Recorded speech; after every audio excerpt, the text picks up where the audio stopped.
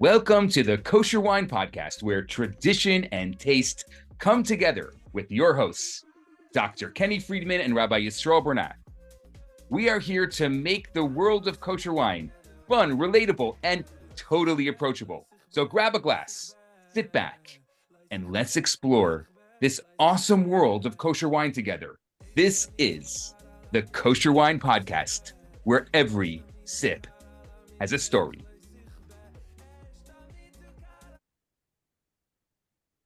Welcome, Kenny. Rabbi, that was awesome, by the way. That was awesome. For the first time we did it. And I know I've been saying it a lot about doing the music. I think that was great.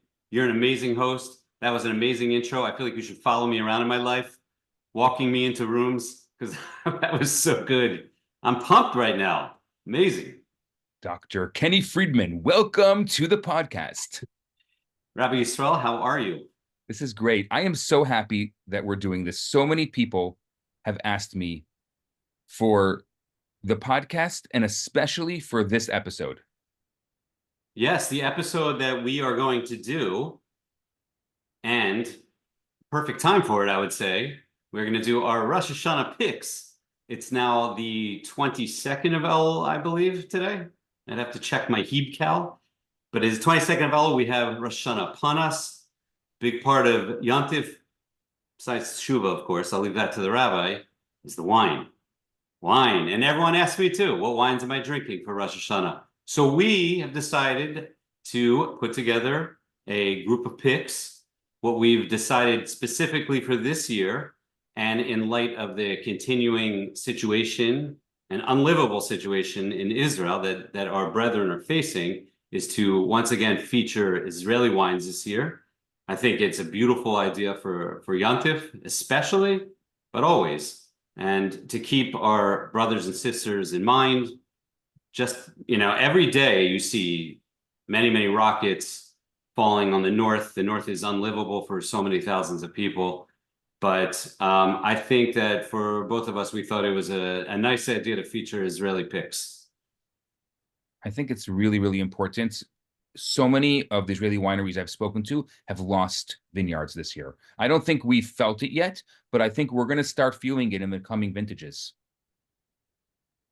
I saw, as I follow him very closely, and I think he's really been a great documenter of the events in Israel from the perspective of winery and winemakers, is our friend Alex Rooney from Dalton. And I saw he posted yesterday, and I'll read it. And this is the Google translation. My Hebrew is not great, so I'm using the Google translation. So pardon me if it's not exactly accurate, and if Alex will be listening. It says, immediate real danger. There are no agricultural jobs. This is how we open this morning, to the sounds of sirens, interruptions, sights, and voices to which we've gotten used to, unfortunately, in the past year. We've been living this parcel of land for 30 years. We love to work it, breathe it, feel it in our feet and hands. With all this escalation in our heart, a new condition breaks. The winery workers will not arrive today for the continuation of the critical production of wines, and there's no telling what will happen tomorrow. We're not losing hope. We believe that our strength is in our unity and our wonderful nation. We mainly need you in the inconceivable reality that we've been living in for too long to place Israeli wine on your table for the holidays, especially this year. So I think that's, nicer words than I can say it. And that's from someone living it and breathing it, facing it on a daily basis. You can look at Dalton's social media and you see the rockets in the sky, and Baruch Hashem that there's that most of them are taken out. But this is what people are living in. And the problem is that the harvest just concluded. It's absolutely critical time in the winery right now. They have workers not showing up. It's a real financial distress for so many of these wineries in the north. It's the least that we can do. It's the least that we can do. Exactly. It is literally the least we could do. I'm drinking wine anyway. I'm drinking great wine anyway, and these are great wines. So it's the least we could do to help, like I said, our brethren in Israel. So we decided to choose. I think this was, as many of our podcasts are work in progress, and in terms of it's as the rabbi likes, it's off the cuff. It's just two friends talking back and forth. And this one, of course, is going to be that way. And we just spoke about an hour ago. Let's do it. We both had a little time in our afternoon. So I don't even know if our wines are going to match up per category. Certainly not per region. This is great. The rule was it's Israel. It's Israel. So we're doing a white, a rosé, and 3 reds, correct? I have something like that. Okay.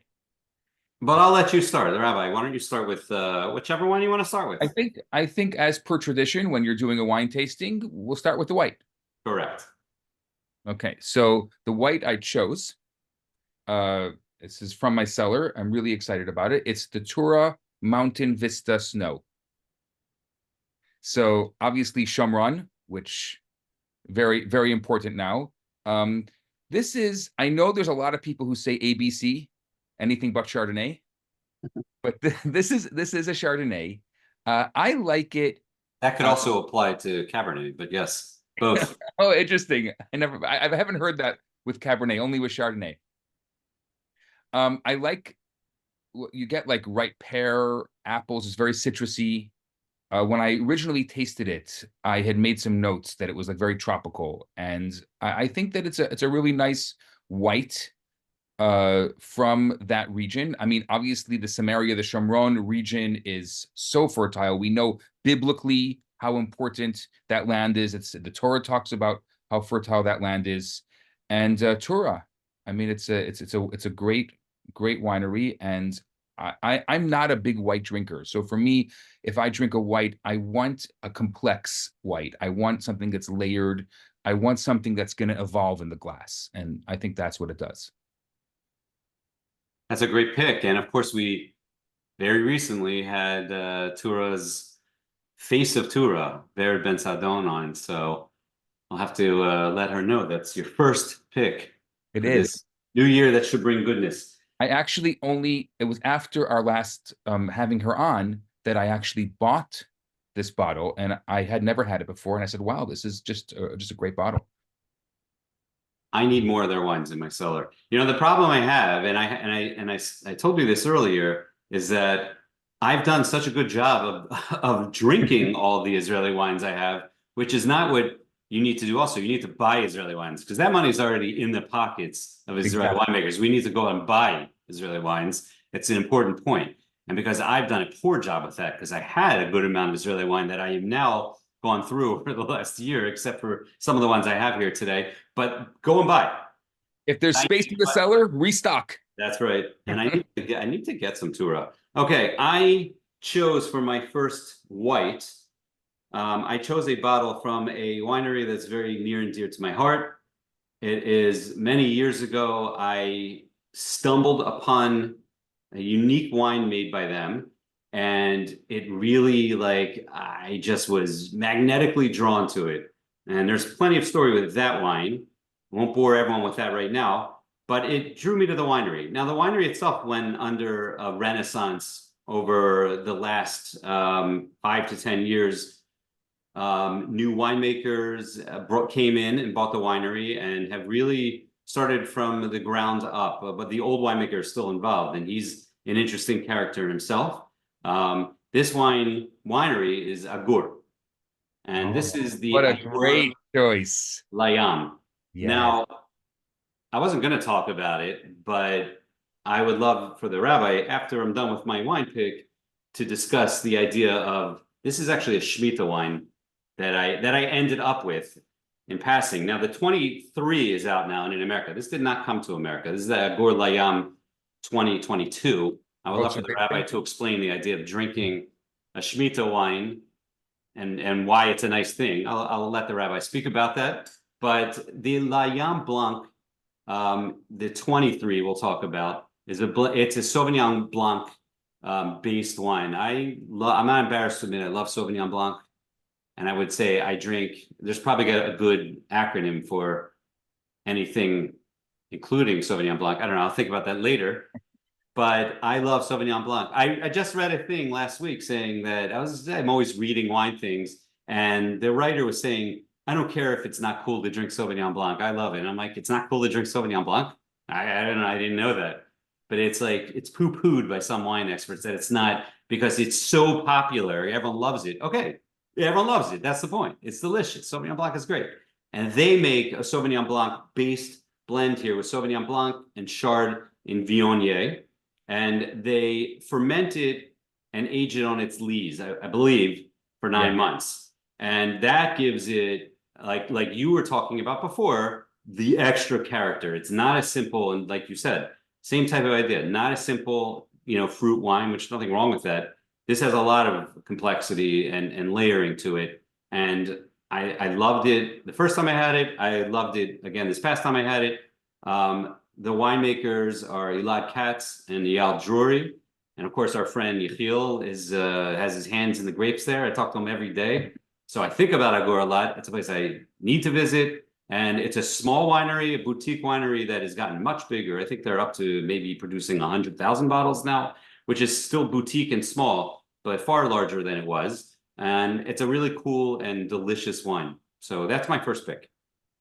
It's a great pick, and I like complex whites. I'm not going to poo-poo the Sauvignon Blanc, but I do like complex whites, and that is definitely a complex white. And there's a lot of different flavors there, and the oak, and like there's some more there than what just meets the eye.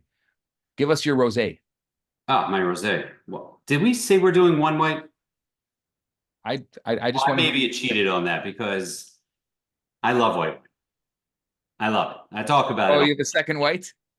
I do have a second white, and I was going to surprise you with that because I love white wine. And there's a separate reason I wanted to choose this wine also, but I'll say again, I hope that one day Israel really starts to feature their white wines. I think it's really a perfect place, and there's such interesting whites there. And in a hot climate, it's perfect for the local population, not just for Americans. It's hot there. You drink white wine. That's what we do in the summer. So like I think Israel is always worried about these big reds and big reds and big reds, but they make great, interesting white wines, and it's a perfect place. And that's where I think Israel can really make its mark on the international scene of wine, is with white wine. Anyway, I don't have it in front of me because I always drink them when I have them. But I wanted to highlight, and I'll do it really quickly because I know I'm cheating on a second white, is that I chose the Nana Estate Chenin Blanc 2023, which I'm very fond of. Nana, of course, and the second reason I like to choose is because it's from the Negev. So it's a different region in Israel that there aren't that many wineries. There are some new ones. Our friend Yaakov Uria is making wine there at Pinto Winery. Yeah. Right. But Nana, the Chenin Blanc is 100% Chenin Blanc. I'm actually going to read my notes here because I don't have it in front of me. It's it's a higher altitude than the Negev. Where are my actual notes? I can't find them. The Negev wines are unique in general. Here it is. There's nothing like it. It's such a cool winery, and what's interesting about Nana, besides that, Mitzveh Ramon, which I have still yet to been to, is one of the most beautiful places in the world. Everyone I know has gone there says it's like a surreal experience driving to Mitzveh Ramon and driving to Nana, because it's a literal oasis in a desert. And what they've done there agriculturally is such a unique, cool thing that they're making wine in a desert. And so, as for whatever reason you want to say, if the world is warming, and I'm not going to get into the politics of that, we don't do that here. But whatever reason, the world is certainly getting warmer. Europe is dealing with it. France, for sure, is dealing with it. They're having to learn how to deal with these kind of ideas of like less water being available. These are the leaders in that world. These are the leaders in that world of making wine in the most arid climate there is, and making gorgeous wine with beautiful acidity. And this Nana Chenin Blanc, I love. I love it. I think it's about $35, $40. It's amazing. Put it on your Rosh Hashanah table. It is available. You can find it. So that's my second, that's my asterisk, 1A. Your asterisk is amazing because that is a great wine. And I'm really happy because I don't have a wine from the Negev, and I think Negev wines are really incredible. And I think just the whole idea, I mean, we do not appreciate the incredible technology that exists today. Who would imagine in a million years that there is wine growing in the desert? That there's wine being made in the desert. There's grapes growing in a desert. It's insane. It's incredible, and it's another testament to the willpower and the strength and the resiliency of Israeli population and of our Jewish brethren who turned, and of course, of Hashem's hand, because before, that's a nevuah, right? That the land will turn green again, right? Yeah. Am I making that up? No, it's a nevuah. We're seeing that now, quite literally. So, Rabbi, why don't you do your rosé? So my rosé is a really people will call it a basic rosé, but I don't think that it's so basic. So this is Gush Etzion, the Gush Etzion rosé. Shamron, I've been there, great winery, and it's a great rosé. So to me, what makes a great rosé is that it should be a red wine, and what they do is stop the fermentation process halfway through or a certain amount of time through, and then it becomes a rosé. But a rosé should have been a red, and they use Merlot and Cabernet Franc, and it's very fresh and very floral. And there's, for me, a rosé should have like a lively note, wild strawberries, cherries. I even tasted a little hint of watermelon in this one. And so I like it. It's not expensive, and especially Rosh Hashanah, just really easy to drink. That's a great choice and a great winery. I'm glad you brought up Gush Etzion. We should get them on too. Yeah.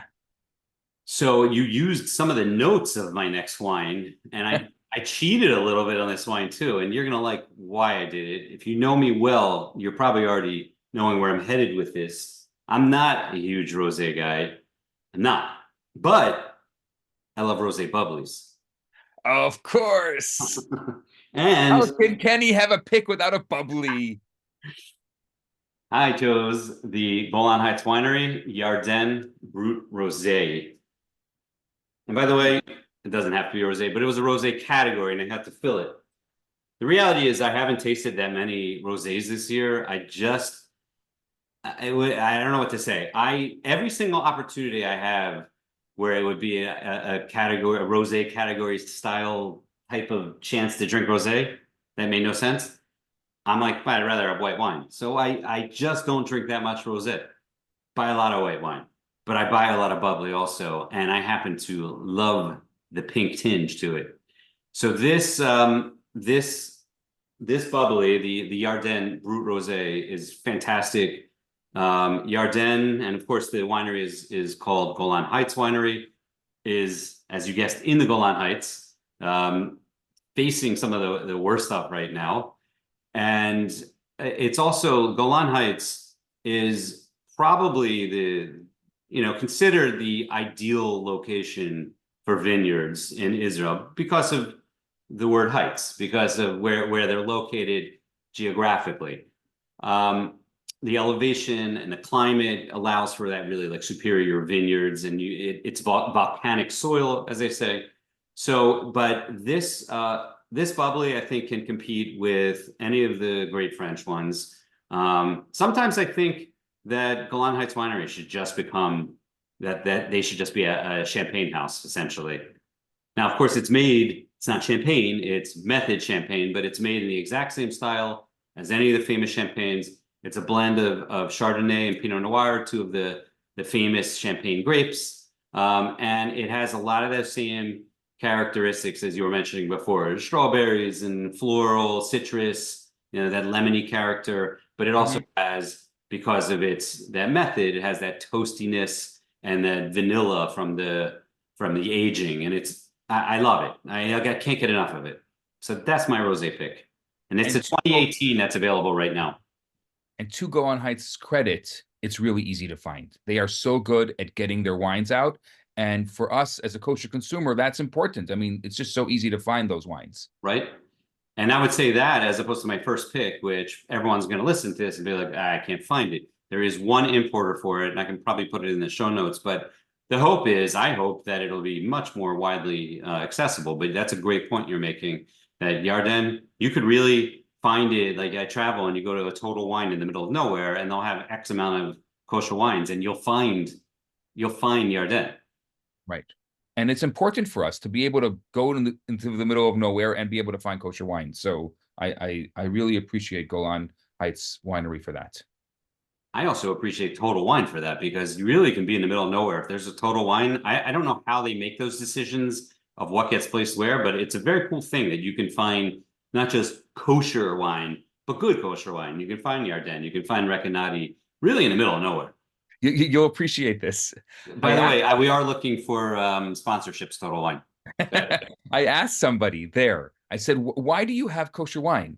And he looks at me point blank. I knew that he was one of the buyers. And so he said, it's very, very simple. We have Xmas once a year and you have it every week. That's a great answer. It reminds me of the same, I hear people complaining that aren't particularly religious, complaining about Thanksgiving. They work so hard. And I'm like, we do that twice a week and every yontif. Like, I don't want to hear about it because you're making a turkey one time a year. And we have a 3-day yontif coming up. Is that many of them? Yes. So I think that closes out our whites and rosés. I don't have any surprises in the rosé category. Okay, so let's go to the reds. Yes. I'm excited to see what do you have in store for us in the red. Red. I will go first. So this has been on my mind, this wine, because I featured it just last week, and for a specific reason. I do wine tastings locally, and this was a charity event. And any Star K event, as is the case with any event in the United States that has supervision, needs to have Mabushal wine. It's a non-starter. So it's always a task, especially when you're in the nicer wine category. It's a lot of winemakers, they like their flagship wine, like they're not putting it under the heat because they don't want to do that, especially when the winemaker, let's say in a French place, some non-Jewish winemaker, you're doing what's my wine? It's like I can imagine what they even, but of course that has changed to some degree now in Bordeaux, but that's a different topic. But the first one I chose was for that reason, because we just poured it and it's such a popular and delicious wine, and it's Mavushal, and that is the Tabor 111,000 Cab limited edition. Wow. Are you familiar with this wine, Rabbi? I am familiar with it, though. Since Pepsi took it over, I have this thing with Tabor. What? Pepsi? I'm not familiar with that. Pepsi sold out to Pepsi. Isn't Pepsi like Osem or something like that also? Something like that, exactly. I don't know, they go around Israel buying up things. I didn't even know that. Well, I don't even know what to say about that. This has always been a Coke family anyway. So nothing personal, Pepsi. By the way, we don't drink soda anymore for years. We're big seltzer people. We should do a seltzer tasting one week. Oh, that would be fun. So Tabor, of course, is at the base of Mount Tabor, and also in the Golan Heights. And I tried to find, because I think it's a nice idea. And it is a big red. It's a big red. And that's the type of wine that big red wine drinkers are going to love. It's oaky, I think in a good way, but it's oaky, and it's ripe red fruit. And a lot of people that read my stuff, when I write these words, are like, oh, I can tell you don't like it, because they know me. But again, I'm not picking this if I don't like it. I think it's really great wine. Because it's balanced. It's not over the top fruit. It's not over the top oak. It has nice acid, has a backbone. It has good structure. It will age well. And it's something interesting that I may be wrong about this, but I believe that it's the exact sister of another wine that they put out, Tabor, which is the Maia. And the Maia, I believe, is the non-Mavushal sister of this, of the 111,000. If someone should correct me if I'm wrong. I hope someone's listening this long in and knows the answer to that, or I can just look it up later. But I thought that was cool. I didn't actually know that. I see the rabbi moving around in the back. I don't know what's happening here. So I guess I'm on my own. I'm just plugging in. I'm just plugging in here. Just give me a second. By the way, what did anyone think about that? There was music at the beginning. I want to give a shout out to our musical artist of the day in our new intro. Did we do that at the beginning? I didn't even. We did. No, you can do that. That's We did great. do it. Please. And we used music from Zusha, which is Zusha's awesome, and the lead singer Shlomo Gazin, Marilyn Boyd, right? So Zusha's awesome, and I really need to get them to come perform here. Of course, Shlomo's brother is a friend of ours too, but he's also a great performer. But I thought that was cool. I know the rabbi didn't love the intro idea, but you see, he's a man of he has an open heart, and he gives to other people, and he knew that I wanted it, so he did it. See, that's But I do like the idea of also featuring Jewish musicians because people can readily listen to them on Spotify, and right. it does support them. And I like the idea of us also featuring some good Jewish music. That's what we should do instead of like the right. See, we just fell into that. Just feature different artists every time. Yeah, if you've never heard of until someone sues us. Yeah, at least until then. If you haven't heard of Zusha, So thanks to Zusha, but Rabbi, you are up for red wine. Red wine. Okay, my first red.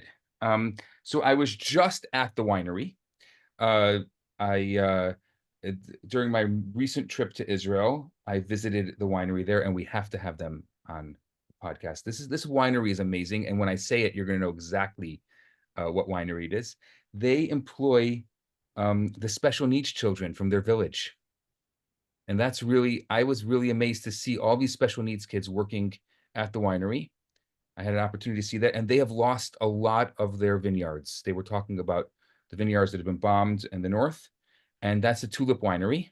And this is their Mare Nostrum. And so this is from the Zichron Yaakov region. And what's interesting about it, and it's what they call the Mediterranean blends. And these are like the Syrah, Carignan, Mourvèdre, like these kind of very rich, very ripe flavors like blackberries.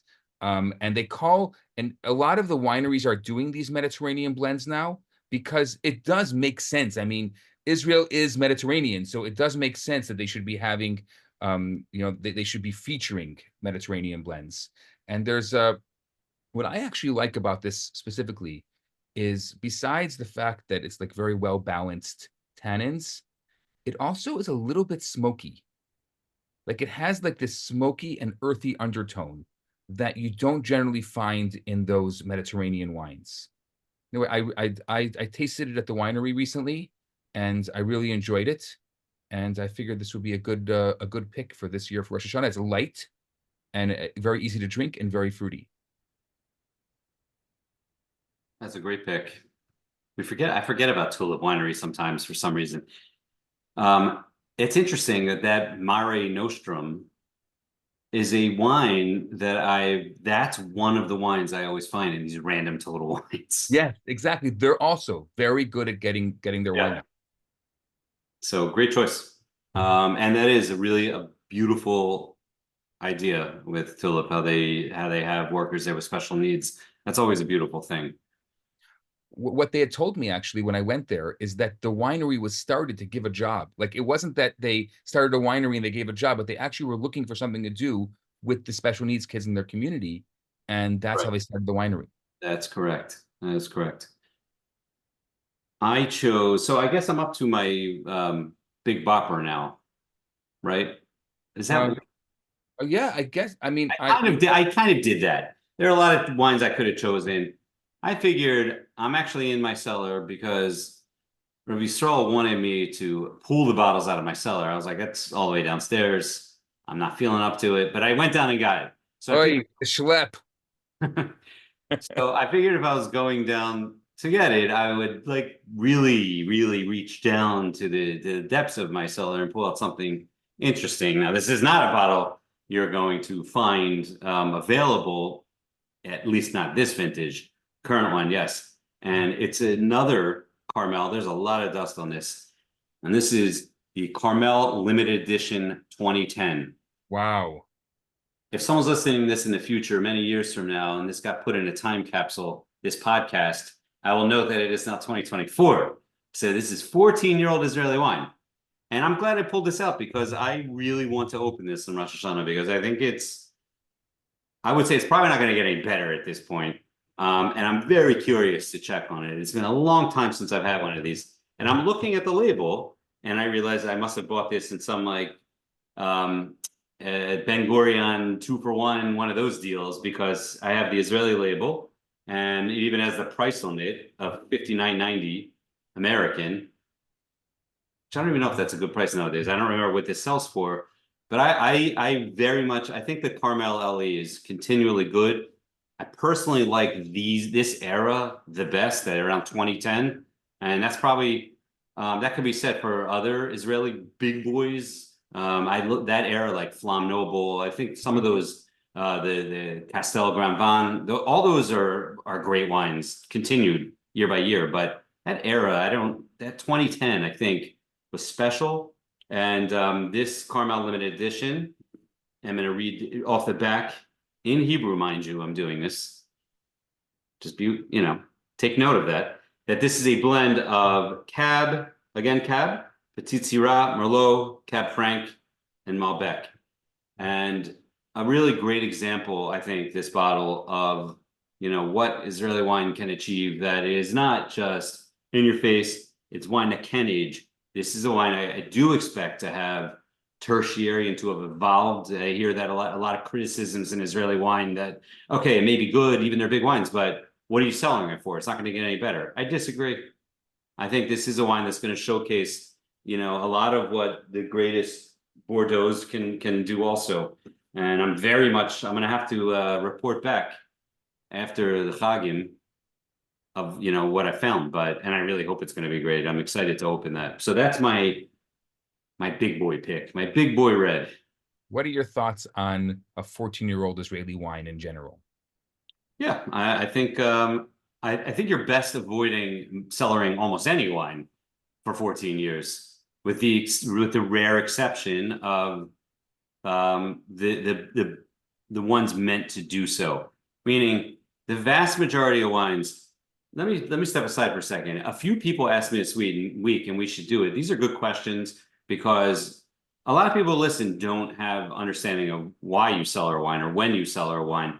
And someone just a couple of days ago asked me, he's like, can you do a podcast on like beginner wine stuff, like these kind of ideas? And this is a very good question, is that, most wines you buy, and probably, I wouldn't say more so in the kosher world, and I'm talking 95% or so of wines that we buy are not meant to cellar. Doesn't mean you can't put them in a wine fridge or in your cellar for a couple of years and they'll be fine. Some won't even be fine for a couple of years. And that applies to things like Rosé sometimes, not always, and white wines that are really meant to drink now, and they're going to decline even 2-3 years. But a lot of red wines, they may stay stable, but they're not going to improve in any way. And the vast majority of them are going to be the best the day you buy them.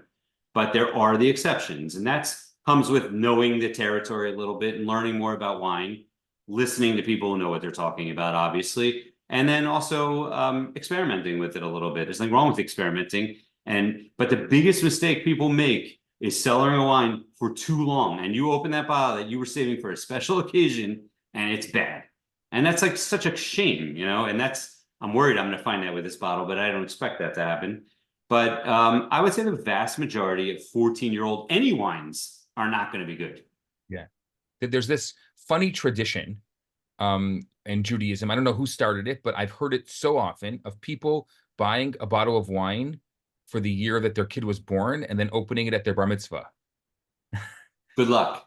Exactly. Good luck, especially, and this is controversial, but if you're opening at the bar mitzvah, it's probably, at least if you're doing it publicly, it's going to have to be mevushal, which there's some thought that mevushal wines actually improve the approachability right out of the gate, but long-term may not age as well. I think the jury's out on all of that. I think anyone that really says it's one way or another doesn't know what they're talking about, because there's not enough of a track record with a lot of them. In fact, some of these like old Herzogs, which have been doing mevushal, or old Hakafens, which have been doing mevushal for decades already, actually really age perfectly or beautifully. So that there's probably not accuracy to that. But you're right. It's a great idea, but you're probably going to open a wine that's not that good. There are not many wines, and I think we should really that'll be interesting to have picks that you can save for your kid's bar mitzvah. That'll be an interesting episode that we should do. Great idea. I love that. I love that. Okay, let me pull out my big gun here. I pulled it out of my cellar just now, and this one is actually also. I'm happy that you bought yours in Israel because I also bought mine in Israel. Also not really available, only available at the winery. Our good friend Jay was just in my cellar, and he's like, "Where did you get this from? I've never seen this bottle." So I'm excited after hearing that. After hearing the great Jay say, "Where did you get this bottle from?" I'm excited to show this bottle. This is the Odem Mountain Alfasi Special Edition. Ah, love it. This is 2018. It's one of 2727. That's how many bottles they made. It's a beautiful bottle of wine. I actually got 4 of them, and I think I have 2 left. And when I tasted it at the winery, it just blew my mind. This is really a mind-blowing blend. It has some of my favorite grapes. My favorite grape more recently is the Petit Verdot, and it has some Petit Verdot in there, but it's obviously primarily a cab. So, the Jews and the cabs, you know what we think about that. But this is I mean, Odem itself, I mean, Golan Heights, they've taken a huge hit this year, so I really think about them. And this I mean, from in their estimation, is probably one of the best wines that they've ever made, and I think it's one of the best wines in Israel. And really, if you can get your hands on one of these, they're hard to find, but not impossible. I highly recommend it. Can I see the label? I think I know. Is that the one? Oh, right. You know Yes, it? you can see through it, of course. Yeah, with the caricature on the front, I do know that. And I've had that, and you're absolutely right. That's a great choice. And what vintage was that specifically? This is the 2018. A great year in Israel, Yeah, 2018. I do think that it's coming towards the towards kind of the limit, and I'm definitely, I think I'm going to open it up. That's why I pulled it out. I'm going to open it up for Rosh Hashanah because I think it's perfect right now to I drink. agree. I think it should be right in the window right now. Yeah. I in fact, that I see that you didn't take it out of the paper. I took one out of the paper, that Tabor 11,000. I'm like, I hate to do that, but Rabbi's going to yell at me if I don't. But I see now that we have different rules. You don't have to take it out of the paper. I do. I see. There's no rules. That's the beautiful thing about this. You try to Reality is, I could still see through that one. That Tabor, I couldn't really even see what the label looked like, even though I know, but I wanted to show off the label. I have more of them in paper. That's fine. Untouched. You know, that they sell these fancy toys that if you take them out of the original plastic, they're not worth as much, but that's okay. So one tack on, something we discussed briefly, was potentially to do a dessert wine for now. I couldn't find, at least, other than one dessert wine from Israel in my cellar, other than, and again, it's a Carmel. Another Carmel. Well, It is the Carmel Vintage. It's a port style wine, 2007. Check that out. wow. In fact, I don't think it was released that long ago, but port style wine is an interesting category, port and port style. But port style, it's wine that they basically add alcohol and sugar to after it ferments, and it's not my favorite style. When you go to these events, some of these fancy wine events, sometimes you'll see people like smoking cigars and drinking wine. I'm like, what a terrible idea to have a cigar around a wine tasting where you can't smell anything else but the cigar. The one wine I think that probably goes with the cigar, and I don't smoke cigars, but this is what I've heard, and it kind of makes sense to me, is like port or port style wines. Anyway, I just wanted to feature one. There are some really great, also, like whites that are in the style of Sauterne, and some really interesting. It's another category that we need to discuss at length, is dessert style wines, and we briefly talked about doing that last week, but we're busy people, and the Rosh Hashanah episode must happen. So anyway, think about, I've heard that there are no Portos from Portugal right now that are kosher. I don't think there's one on the market right now. But what's interesting is that there's a bunch of new Portuguese wines that have come out. And in fact, I just I wish I had them up here still. I would show them to you. I just put them downstairs, but I want to taste them soon. There's two new wines that were sent to me that are being imported by Allied. I think I think one's a Vino Verde, which hasn't been kosher. There hasn't been a kosher Vino Verde in like 10 years. Vino Verde is an interesting. I've never had one. Yeah. It has like a slight effervescence to it. A very interesting wine, and then another interesting Portuguese white. And then just in fact, yesterday, a friend of mine texted me. He's like, "Have you ever had this?" I'm like, "I've never seen it." He's in Portugal right now and drinking some kosher wine in Portugal, and I think it's in the works though is to some ports from, of course, from Douro in Portugal. Like it's as exciting as it is that I personally love when regions are represented in the kosher world, almost like in spite of whether they're like great or not. I think it's something that builds. If you get maybe not, maybe I'm wrong about that, but I like, I don't want to drink the same thing from the same place, no matter how great it is. And I love that different places around the globe see the need for it and want to be represented in the kosher world. Yeah.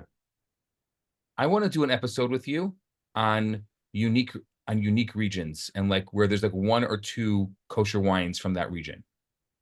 We got to write all these ideas down. Mm-hmm. That's also a great idea. Yeah, I love it. Yes. The other night, somebody brought me a wine from Georgia. Yeah, there's a lot of Georgian wines now. Yeah. There's a lot of Georgian wines now. I can't say I've liked many of them, unfortunately. But that one you showed me was very interesting, and it had an interesting story. I don't know if you want to tell that story, but yeah, that was a cool label, at least.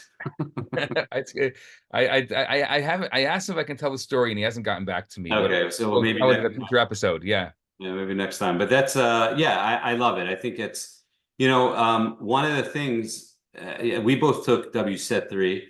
One of the reasons that WSET 4, which is actually called diploma or diplomate, I can't remember what it's called, the final level, which is serious business. One of the reasons it can't really be done kosher is that there are a lot of famous regions and famous wines. There are almost no kosher examples. Sherry is a good example. There are no proper sherries being made. And that's a big category as it comes to, because it's a unique process to make sherry. And that's a fortified wine too, just like that Carmel vintage. But it's, of course, sherry is a very unique process. Part of the reason is because it takes an X amount of years to produce sherry. And it's like that's a serious investment for a wine that's maybe not even going to sell in the kosher market. But the point is that there are major categories not represented, unfortunately, still, but that's always growing. I mean, compare the kosher wine market to what it was just like a generation ago. It's unbelievable. Penny, 15 years ago, you and I could have not done WSET 3. There wasn't enough available. Right. I mean, it's amazing. I know look, I would love to get a diploma, but it's amazing that we can even get as far as WSET 3 with kosher wine. And you and I, we've always said we've never smelled or tasted a non-kosher bottle of wine. And totally agree. And I think that was a special that they made that available, and props to everyone involved in that. Yeah. It's unbelievable. Well, there's a lot of ideas to write down now to begin working on. And I will say once again, for anyone who's asked me to do this and asked Rabbi to do it, is that we will be doing a podcast on all the clubs available. I really do want to do it. I know that's a me thing, but so many people ask me about it. And people are always like, this is confusing. And the idea will not be to say like, to necessarily like say the one's the best or whatever. All the differences. I like the idea anyway. And I personally, I don't want people picking out wines for me, but most of these clubs don't even, you can do your own thing. Anyway, that's just another future episode idea. Okay. We have a lot of things to look forward to in 5785. 5785. At least the first month of every year, I write the last year 5784 on my checks. So I guess that was an old Letterman joke. Anyway, that was awesome. It's great to see your face. and look forward to the next one. I wanted to wish you and your family, Ksima Tova, to our listeners. Should be a good new year for all of our people and our Am Yisrael Chai. Amen. And this, I think this closes our year when we started shortly after the end of Tishrei of 5784. We've almost done a year of this. And I think this is it's been quite a year, and been great to get this podcast started in this year. And I'm really excited for what 5785 is going to show. And if you have any ideas, we say to you, our listeners, if you have any ideas, we are very excited to answer your questions. kosherwinepodcast@gmail.com. It's that simple. We can answer your questions right here on the podcast, and we look forward to seeing you. And Kenny, to you and your family, Shana Tova, Ktiva v'Chatima Tova, Shana Tova Matuka, for all the Jewish people, for everyone. Amen.